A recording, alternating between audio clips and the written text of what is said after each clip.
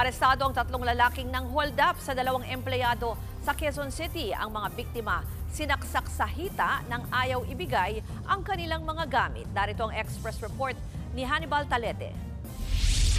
Hindi na nakapalag ang magkapatid at isa pang lalaki nang arestuhin ng mga pulis sa Sitio San Roque 2, Barangay Bagong Pag-asa, Quezon City. Inaakusahan ng ang suspect ng pang-hold up at pananaksak sa 2 biktima.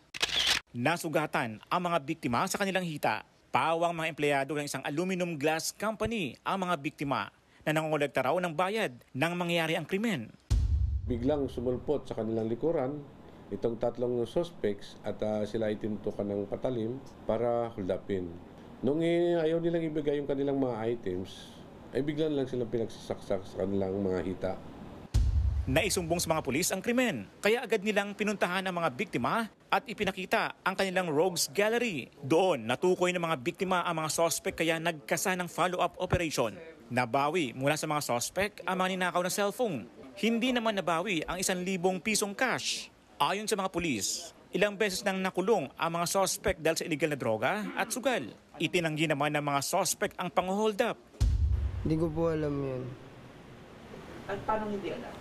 Nasa bahay lang po ako nun.